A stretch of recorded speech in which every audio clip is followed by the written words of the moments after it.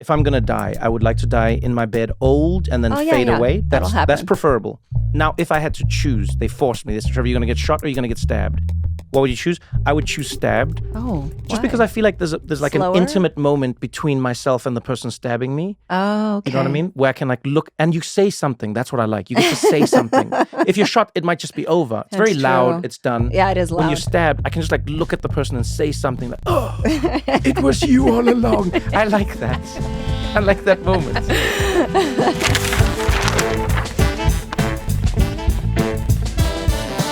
This is What Now with Trevor Noah.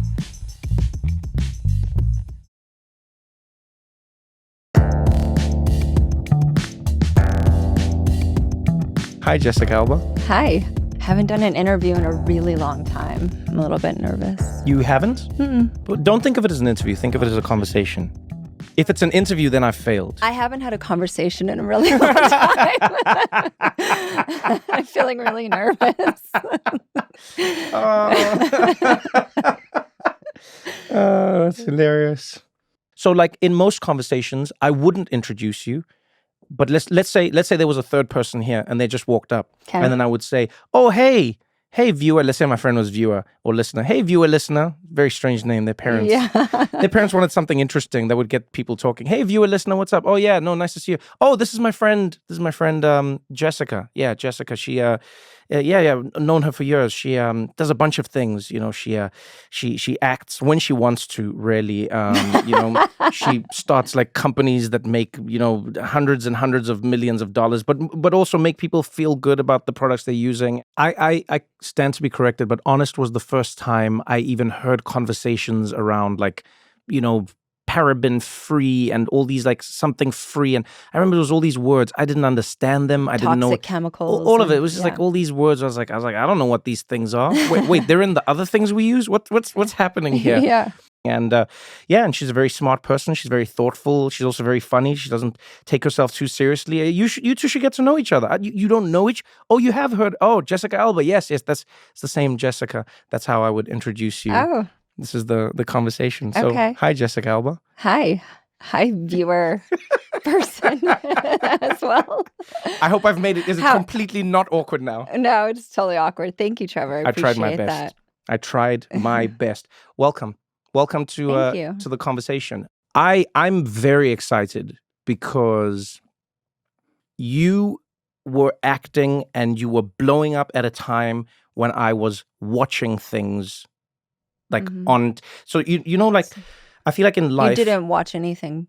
No, I actually didn't really. I didn't really. So so I grew up in a very strict family. Like my mom was very religious, very strict. So she limited what I could watch. Oh yeah. So like I couldn't watch The Simpsons when I was young because my mom. This is crazy. My mom saw a bumper sticker of Bart Simpson pulling the finger, and then she was like. She remembered that. She's like, that little yellow thing pulled the finger. And then somewhere, someone wrote an article that the Ninja Turtles and Bart Simpson were satanistic. And so my mom wouldn't allow me to watch any of that. Oh. And so, so I had a very limited... You were deprived. I was very limited. And then I got to a certain age and my mom was like, you're now free to watch whatever you want. And then, boom, there you were on your motorbike. Dark Angel. And I remember having every feeling as a human being. And I was just like, this is the greatest experience of my life. And that's why I'm so excited because now you're back into it. So maybe let's start with that. How does it feel? How does it feel coming back into a world that you have so many feelings about? Positive, negative, lukewarm, neutral, How does it feel? Jessica Alba's back as an action star. It feels so official when you say it for some reason. So when I'm on a set, it feels like home. It feels like I'm with my people. I think because I grew up in my early years on a military base and I started acting so young, being on a set and that like nomadic life and essentially you're like circus people, right? Yeah. It's all the sort of like freaks and weirdos of their family are who end up usually in the business. And they just feel like my people. They feel like home. You've always, you know what it is? It's like you're not just somebody who wants to act in action films, it's almost like you're an action aficionado who likes the integrity of what's happening in the fight and what's going on behind the scenes and what. So talk to me a little bit about that. Like, what is it about action in particular that you enjoy? I think because I grew up on like Lethal Weapon and Beverly Hills Cop. Oh, and I like this. Okay. You know, I loved that genre growing up, and it was always men who got to do it, and they were saving the chick. And I was like, what if the chick was the main event here? What if the chick was saving herself? No. What? Yeah. And then James Cameron picked me when I was 17, you know, out of thousands of people to really be the star of this wild idea, which is this post-apocalyptic dystopian future where there's genetically engineered humans. And I was in the writer's room with them because they only had 3 paragraphs written when they hired me. And they wrote the character and the rest of the story kind of around who they were going to cast. And I think because they gave me a seat at the table when I was 17. Yeah. And I trained with stunt people, so I'm a trained stunt person, essentially. I don't know. I feel like that's probably where I feel most comfortable. I never felt comfortable in Hollywood settings, like more traditional Hollywood, where we've met, you know, the Vanity Fair party or the Golden Globes or that. That's where I always felt wildly uncomfortable, but I've always felt really comfortable on a set. You felt like uncomfortable in those settings? Oh, yeah. Wait, why? You seem like you fit in. No, I don't know. I just never was never really had like a crew or like a group of people or a community.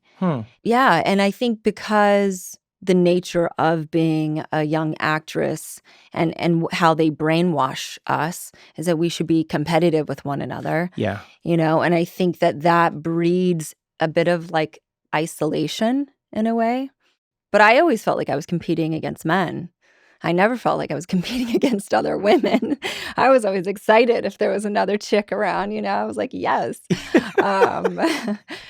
Did you feel that was reciprocated at the time? And do you feel like it's changed since? I don't think women really got me until after I had created a company, it was successful, and had a bunch of kids.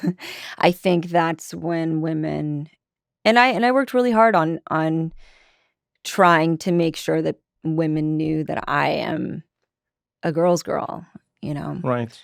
Because if I just allowed PR of projects that I was in tell the story of who I was, it was really like a fanboy fantasy kind of person, right? It wasn't, there was no real truth there. I've always wondered what that felt like from your side, you know, as a human being, you're having an experience.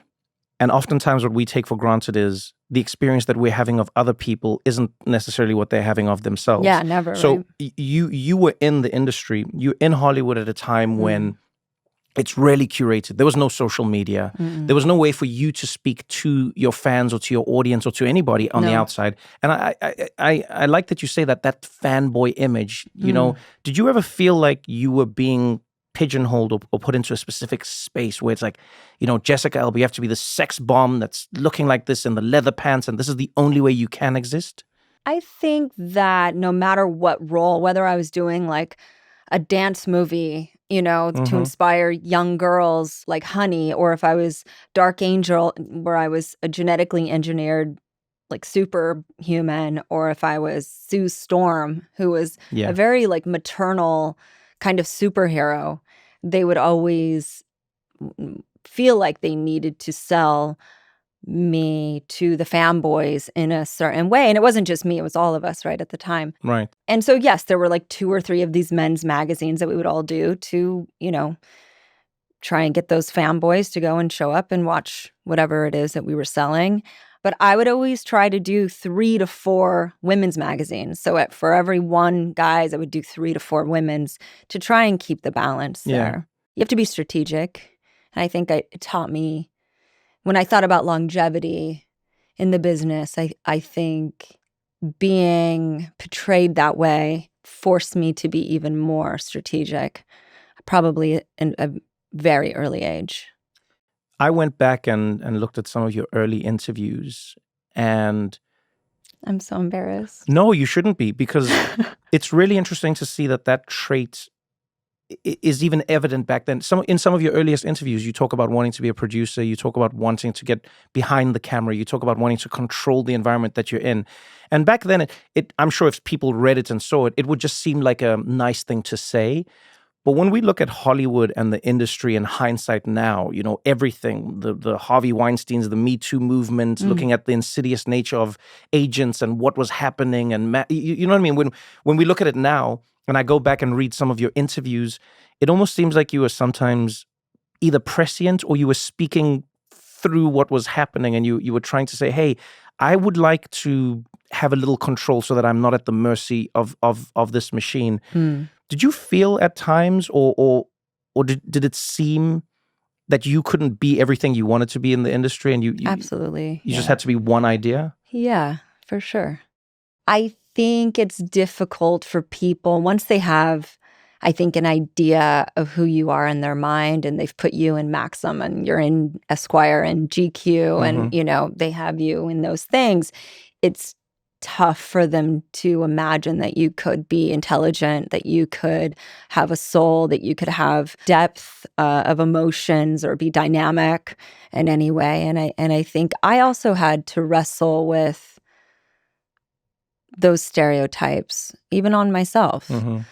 It took me probably 3 years after I found it honest until I really started to embrace the notion that I could be smart. Wow. The notion that you could be smart. Yeah. I allowed my co-founders, who I brought on and who I pitched them the idea, but I let them take credit for finding me, even though it was the other way around. Wow. And I didn't actively change that narrative for a long time. Where do you think that came from, or what do you think that was? Because many people, I think, can identify or relate to being in an environment, whether it's in the office, whether it's in starting a company, whether it's even on a small level in a friend group sometimes, where people feel like they aren't credited with who they are, what they've brought to the table, or like, where do you think that came from? I've tried to unpack this a bit, that years of therapy and everything. I think it really has to do with my family growing up in a very racist and segregated environment. My grandfather and my grandmother having to assimilate, them having to essentially brainwash and train their children into believing that they don't have brown skin in a way, so that they can get through the day or life without feeling the restrictions of what that meant. My dad was 6, I think, when segregation kind of stopped between Mexicans and whites in Southern California, and he has a lot of shame around what that means and how he has always been treated. He's undeniably Mexican. I asked him not too long ago, I was like, Dad, when there's like cops looking for a brown guy running through Claremont, do you get stopped? And he's like, probably every time. And because we were talking about voting. And, and I was like, Dad, I think you might be voting for the wrong side. Just trying to like ease him into voting differently. I'm like, do you get stopped extra every time you go to the airport? And he's like, yes, 100%. And I was like, so maybe we should start thinking about maybe voting differently for someone who kind of maybe a party that is more sympathetic towards what it's like to walk through the world being you. It is funny knowing that is my history. Now, when I think of like, oh yeah, this is why it took me 3 years for me to even embrace this idea that I could be intelligent, that I deserve what I've worked for, and stand in my power in a way. Yeah. It took me a while. When you're working from the age of 12, I can only imagine that you miss out on a lot of childhood. You know, my mom always used to say to me, she would say to me, she'd like force me to play. Not that you had to, but my mom would say to me, she'd be like, "Hi, honey, go and do things. Go and play. That's good. And then when I was a little older and I'd be like buying things, I'd buy like a flashy car, or I'd get like a trashy car and I'd put rims on it that really didn't match what was happening. And my mom would see it and then she'd be like, "No, good." And it was almost like she was roasting me a little bit without realizing it. She'd be like, "Oh, I can see you needed to put earrings on an ugly person to make it look better. I see what you did there, baby." And I'll be like, "What?" And she's like, "No, do it. She said, "It's good. You should play now as a boy so that when you're a man, you don't try to live the life that you didn't get when you were younger. Go ahead. Be a boy. And I'm like driving away with my rims like, I don't think that was a compliment. But it did always stick with me. You know what? The thing that my mom was saying was, she was saying there are stages in life where you need to be living according to that stage. And I've always wondered about, especially, you know, actors who act from a young age. It looks like it's fun, but it's still work. Did that rob you, or did that, you know, shift your ability to be a child? Have you been able to experience childhood in any way? Like, Yes. I think I do it through my kids. oh, I love that. Yeah. So I feel like I have given them the life I didn't have. And so I get to be present with them and live through their eyes and sit with them and allow them to really be kids and have temper tantrums, and I'm still there, you know, hold space for them, and then let them be joyful and silly and goofy and all that. Yeah. What's your favorite thing you've experienced through your kids' eyes? Something that you never got to experience? I don't think my parents did this on purpose, and so I don't want them to take it the wrong way. I always felt a layer of cynicism whenever I was being completely me, when I was uninhibited. There was always a comment. I don't know if I ever really felt the freedom of just being me. So every moment that my kids exist is great because they're just being them. And it's like so beautiful because they're all very different, but they get to just be them. And I'm not in any way kind of confining that or putting them in a box. I felt like I never really had that freedom. And I think that's why I started acting so young, because it gave me the freedom to be someone else. Do you still have that joy and that passion? Like you've come back, which I might be wrong, but I would assume means there is a joy and there's a passion that you find in acting that's special. There's something cathartic, I think, about, yes, it's written and there's a script and there's a character and there's other actors, but there's something about this moment that you create with people. And the fact that I get to be in someone else's skin gives me this freedom, it's very liberating. It forces me to be wildly present. And I think I'm not sure, outside of my children, anything else that does that. It's awesome. I hope to do it more, but only work with people I love instead of assholes. I think that's a great way to be. I think that's where I'm going. That's now. A great way to be. Yeah. And trigger warning, you're playing a person who's really an expert in what military division were they in? What are you? She's Special Forces. Special Forces. Yeah. All right. And you know, she comes back home. She's lost her father. But it's interesting. Like when I first saw the synopsis, I was like, okay, I think I know what this movie will look like, and that's the key thing: what it'll look like, what it'll feel like But in many of the scenes, it feels a little grittier. It feels a little more real. It feels like you've always wanted to make this kind of action movie, where the action is almost happening in the world of a real character, as opposed to a character who's just there in service of the action. Yeah, that's exactly it. We're going to have amazing action sequences and it's going to be fun, right? But to me, it's always more fun if you could really feel a connection or invested in the story. Yeah. It makes the payoff in the action that much more gratifying if you're invested in some way. Do you like getting kicked and punched? I like doing the kicking. If someone and clips that, it's gonna come off very wrong. Context.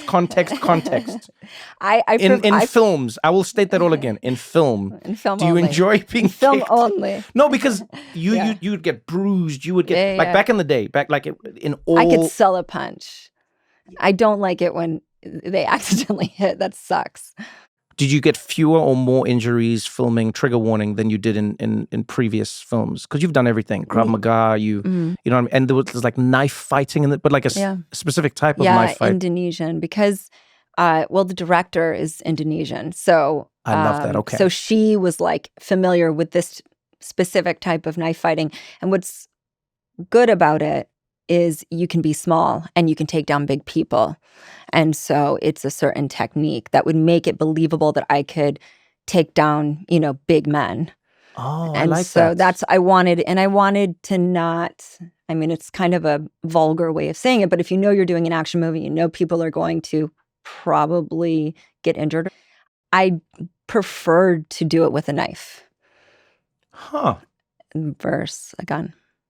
Oh, say more. Now I'm intrigued. Jessica Alba would like to stab you, not shoot you. Why? Because I just feel like it's too easy. Guns almost feel like a cop-out in a way. Oh, wow. Like you don't need skill, really. I mean, No, I know what you mean. You don't. I think it's more fun to stab someone. We're going to continue this conversation right after this short break.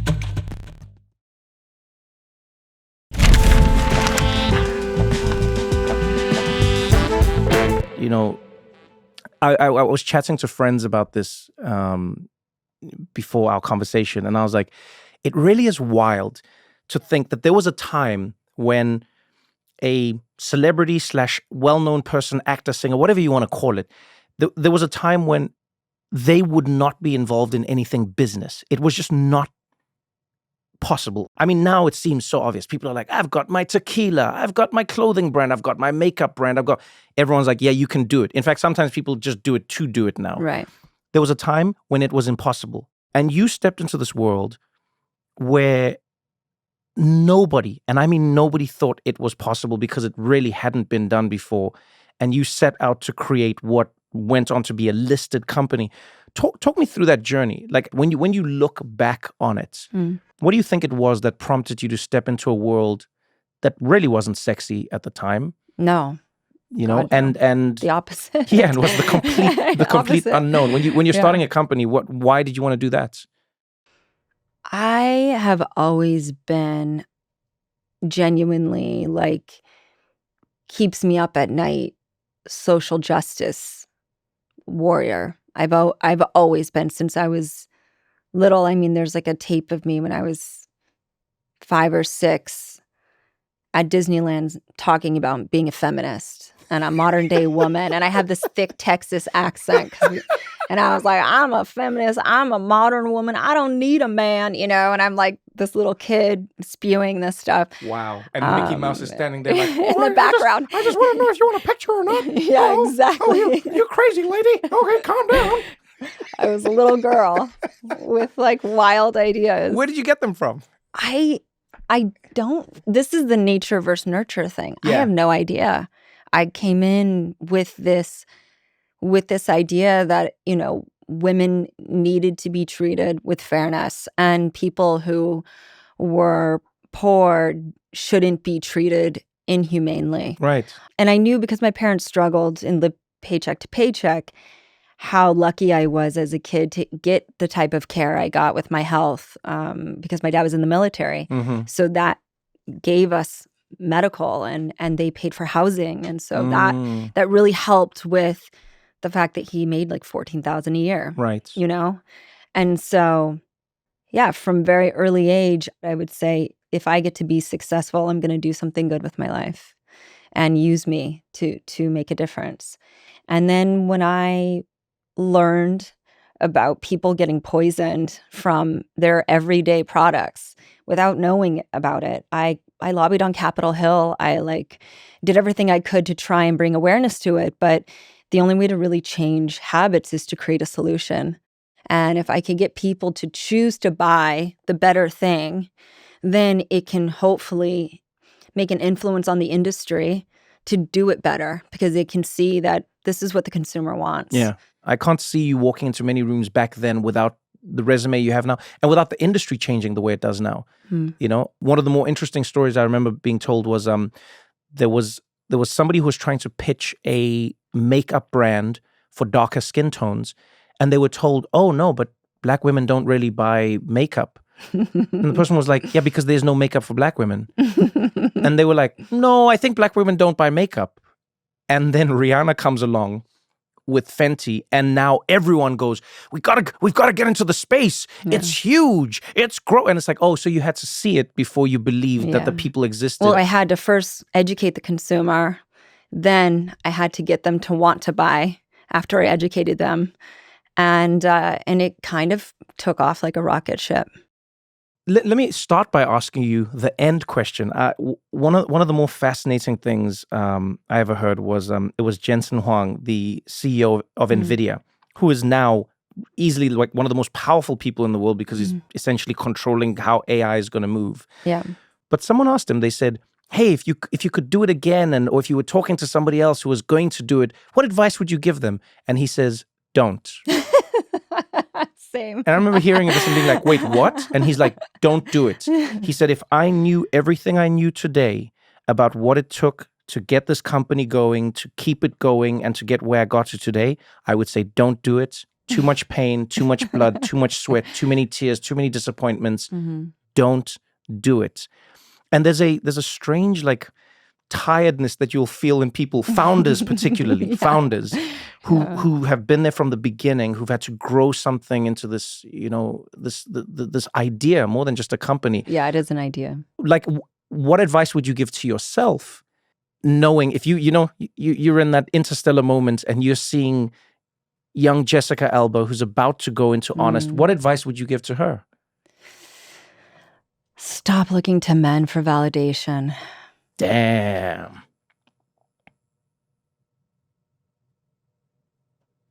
Wow. Huh. How do you think that played out in a company structure? I think in a company structure, I kept feeling like I needed to. It was like the cat chasing its tail in a way. I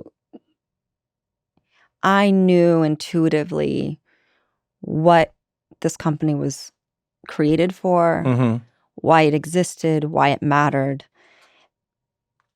Most people who came in didn't understand any of it and needed to collect data to justify them wanting to participate in the success of what it was, because they didn't understand, frankly, the consumer and why the consumer would want this. And to me, it was so obvious, but to them, it was mind-blowing. So from day one of pitching it all the way through to, I mean, still, it's a lot easier now. It's a lot easier. I'm not going to front. It's a lot easier now. But I think they learn in business school that unless a McKinsey study or there's a study to verify that this is a smart choice. Like they're afraid of their own shadow in some ways. Yeah. And it also makes I think it's how they got promoted. It was by saying, well, what does the data say about blah, blah, blah, blah. But usually by the time data is collected, it's too late. It's not fresh anymore. Right. And so if you're doing anything that's paving the way or changing or truly disruptive, you can't collect any data, and you have to just trust the leader. And if the leader looks like somebody that they've never worked for before, they can't help but just put you in the box that they understand. They can't help it. I used to get so upset that I felt undermined or undervalued, or why are they fighting with me, or why don't they just get it? Why am I even talking to them? You know, oftentimes they would say, let me go ask my wife. I mean, literally, this was like most of the time, because they were so disconnected. And I think now I wouldn't be so angry, and I would be more compassionate that they only know what they know. Mm-hmm. And society has warped their brain because, frankly, I was like the chick that was in Maxim and Esquire and GQ and Rolling Stone. Like they only saw what they saw of me, and it's like it was hard for them to wrap their heads around it. So they needed to also look at each other to validate or verify, hey, this is a legit thing that we need to get behind. But what's wonderful is the consumers were incredible, and the growth was out of this world. It was hockey stick. Then the company had to really beef itself up to keep up with the growth. And that was the next stage. So the beginning was convincing people in the business world. The second stage was beefing up your internal team to really match the consumption. And going from being like a $12 million business to $100 million business a year, you are a very different business. But that growth was fast. It was fast. It was unprecedented. I'm sure at times it was scary. It's funny when you talk about the data and we being... did, and they're going to say, did that happen? I can't verify anything happened. These are all hypothetical numbers. I'm like, I know lawyers are going to come after me. It's all hypothetical. It's hypothetical. We're saying we're using it's like when you say 99% of people. That's what we're saying. Yeah. Hypothetical. Yes. I found myself wondering. I was like, wow, what is it like to experience that level of change? The writer Simon Sinek, he has a fantastic idea where he talks about you understanding that there are two yous. There is the you as a human being, and then there is the you that is, for lack of a better term, the name badge, the title. Here you are, it's Jessica Alba, and this is the position that you inhabit, whether it's, okay, you're the actress from this, or you are the creative director of this listed company. There's a lot that comes with that title. Like with the Daily Show, it was like that for me. It's like, okay, when your identity is so attached to it. It doesn't always have to be your identity, how you see yourself. It's how people see you. Yeah. And you go like, oh, if I'm going to say goodbye to this, am I also saying goodbye to people seeing me as a person? And I found myself wondering when I saw your announcement. I was like, wow, how do you know it's time to step away? What makes you step away? And how do you deal with the conflict of losing this thing that's such a big part of yourself? I wanted to leave it in a good place. When I realized that the business really needed the more kind of streamlined flow and not the visionary flow, I had to start thinking about what that meant for my role. And it took me a hot minute to get there. I needed to leave it in hands that I knew it would be safe and with the right team. And so I felt like I could finally, I can kind of like let my kid go off to college in a way, But it's sad. It's sad because, it's a part of me. It's a child. Mm-hmm. So I even like thinking about my kids, all of my kids' first day of kindergarten, I weeped, It's like, it's a milestone. I don't think it's ever easy. That's interesting. It's almost like, if I hear you correctly, you're saying it's the difficult balance of holding on to something that you love, but then also being able to let it go so that it can go on to the next stage of what it needs to be. Where it's meant to go, yeah. Mm-hmm. Huh. That is an interesting one. Does it leave you feeling like you instantly need to do something else? Kind of, but also at the same time, I think I really need to not do that. I think I need to just sit in this space of like nothingness. You were talking about terrifying. Like learning a language and doing it is pottery and just random creative. That's all I need things. to do. Yeah. And I feel like I'm in that state as well. You jumped right into a podcast. Yeah. Well, actually, the podcast I didn't jump into. What I jumped into was touring incessantly. Oh, right. I went into a full year. I was so afraid of the gap that I had created.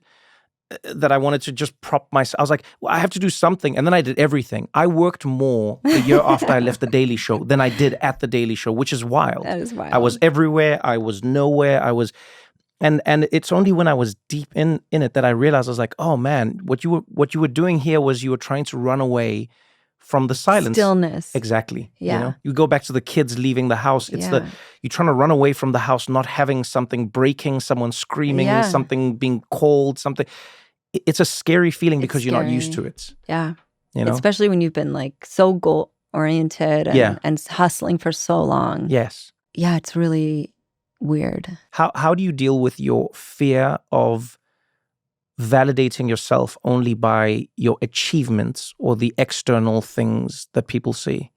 I mean, this is self-worth, right? It's weird. It's a weird journey thinking about, I guess, just this idea that I can be worthy of love or kindness or existence without achieving. Mm-hmm. I remember when I was younger, I was like, I just always felt like I needed to have a point. Like, what's my point? Like, why do I exist? Like, why did God put me here? Mm-hmm. I questioned that since I was probably 3 or 4. I would say, what's my point to my parents? Like, what's the point of this? And I think sometimes maybe my point or our point is to just, I don't know, sit in stillness and like breathe. And I don't know. I'm learning how to do that. It's not easy. It isn't easy. I often think about how, from a human perspective, we're the people who are generally making or creating a point for other things that are just existing. So sometimes we'll look at a flower and we go, oh, the point of it is to look beautiful and and the flower's like, oh, I'm just growing. That's all. And we go, there's a point to this flower. And the flower's like, oh, I didn't think of that. I'm just growing. I just exist. Right. And because of the very nature of my existence, I give and take. Right. And so I'm worth being, Yeah. Don't go anywhere because we got more What Now after this.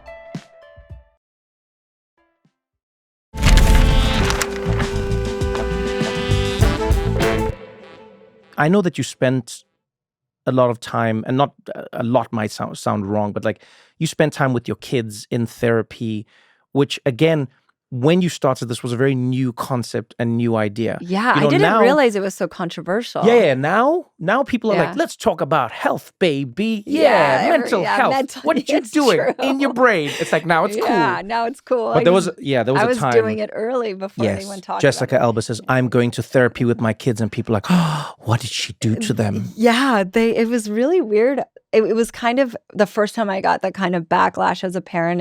You've been mom shamed? I've been, yeah, of course. Wow.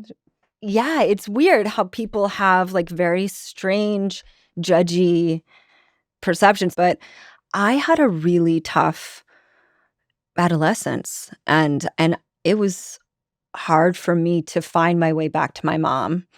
And we have a complicated, very loving but complicated relationship.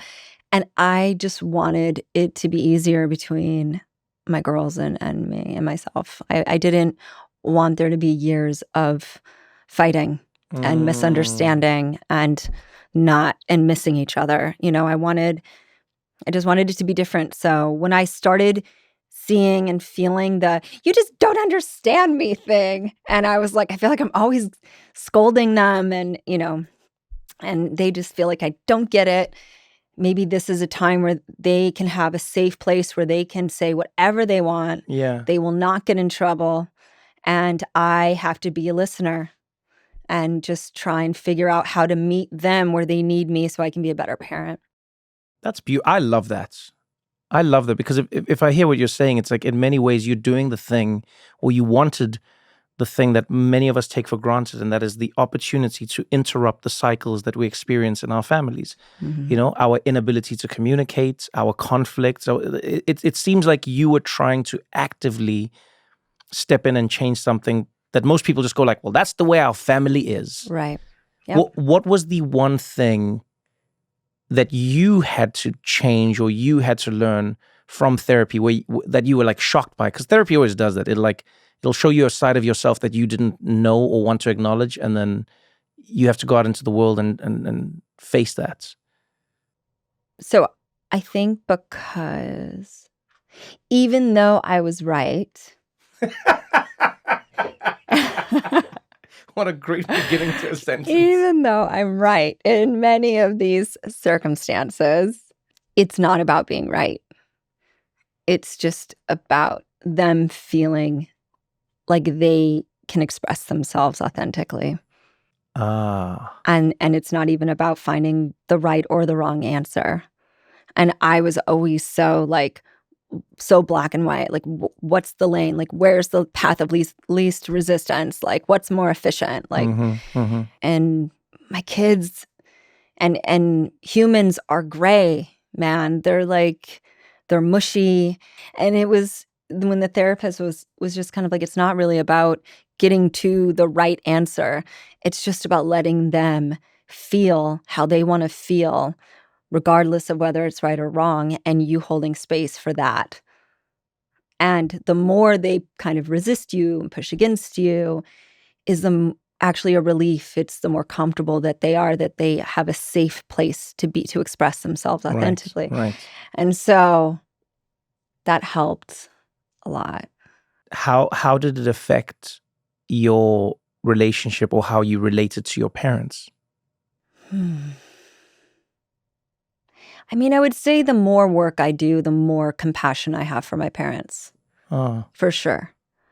They only know what they were taught.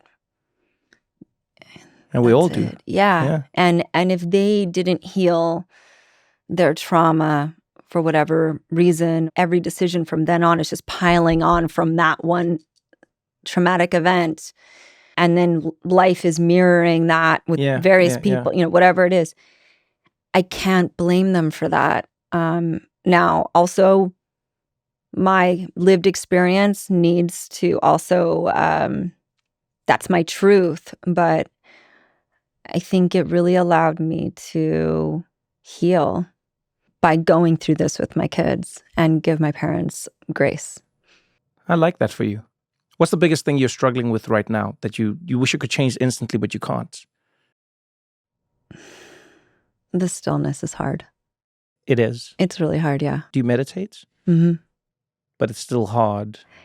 You know why? Because if I could go and isolate myself and be completely alone and just meditate all day and do that, I think it would be a lot easier. But interacting with the life, the everyday life, and trying to be fucking still is really hard. You can relate. Oh yeah, I had an argument with a monk about this. Yes, I'm that kind of person. I was in Bhutan and there was a monk I was chatting to, and this monk was like, well, the stillness. And I was like, it was beautiful. Don't get me wrong. There was a lot of things that I learned. And then the monk, I said, that's why you have to go to other places, right? So you can try and, find your calm or find your still or find your peace. And then the monk was like, yes, but you can always find it inside yourself. And I was like, well, not always. You can try, but you can remember what it feels, but not always. And he was like, no, always. I was like, it's not always. I was like, yo, man, you live like in a monastery and you always go on top of a mountain. I was like, why do you go there? Because you know that if there were kids screaming, running around, or if there were cars driving by, it's a lot harder to connect to that thing. And if they need help with their homework, or if someone was wronging them at school and spreading a rumor. Exactly. Or one wants to play with monster trucks on your freaking bed, and you're like, I can't have any more monster trucks on my bed. Yeah. So I agree with that. I'll struggle with the stillness, but then I will find it in random moments. It's probably why I stay up late, because that's where I find my stillness comes. There's like a little piece where I go like, oh, okay, this is silence. What's your this time? Is me.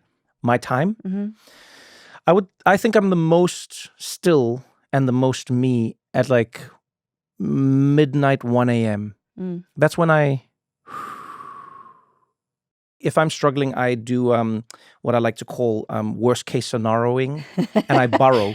I burrow as deep as I can. I've actually recommended this to people. I think sometimes what we do... You put your head in the sand? No. It's quite the opposite. So sometimes what I think we do is we will be told, and this became a trend a few years ago where people would go like, no, think of how good it is. Think of how you think you came through that. And I understand that positive framing, but I think people take for granted that when you have anxiety, what you're doing is you're really applying too long-term thinking to what might be a temporary feeling. Oh, yeah, right? yeah. So what I do is I do the opposite. Instead of trying to hold myself back, I go with it. And I'm like, all right, what's the worst that could happen? So let's say it's a show. I'm like, oh, I'm having a little anxiety about that show. Then I'm like, okay, what's the worst that can happen? Well, what if the people don't laugh? I'm like, and then? And then it's a terrible show. I'm like, and then? And then they're going to, and then the show's done. I'm like, and then? And then I'll do another show. And then? And I'm like, well, I guess that's it. And I promise you, it makes a big difference. I go like, what is, because sometimes I think because you're trying to hold yourself back from understanding that the worst case scenario isn't actually Isn't that bad. Scary, yeah. Yeah, it's just like, all right, what's the worst that could happen? Mm-hmm. And then when you see it, you're like, I guess. Shmeh. I like that. Shmeh. Where did you learn that? Just from me. Oh, really? Yeah, I was just like, I can't keep on doing this whole like, be positive and no. Ask yourself, what is the worst that could happen? Genuinely go into it. And you'll be shocked at how many times the worst may still be terrible, but you acknowledging what it is can sort of help you either avoid it or understand where it lays. You know, or what's so scary. Yeah, It sort of dissipates its power. It does. Yeah, it does that's indeed. Interesting. You know, so it was actually Charlie Munger, who is a Warren Buffett's business partner for many years. He passed away, but he said this beautiful quote. He said, "I don't want to know when I will die or how I will die." He said, I just want to know where I will die. Just tell me where I will die so that I can never go there. And I think it's sort of the same approach. Totally, you know? Totally. I would love to know, like, what now? What now for you as a human being? And not what's next, by the way. What now? Yes. What now? Yeah, that's interesting. It might be your shortest answer. Oh, go. I love that. I don't know. Huh.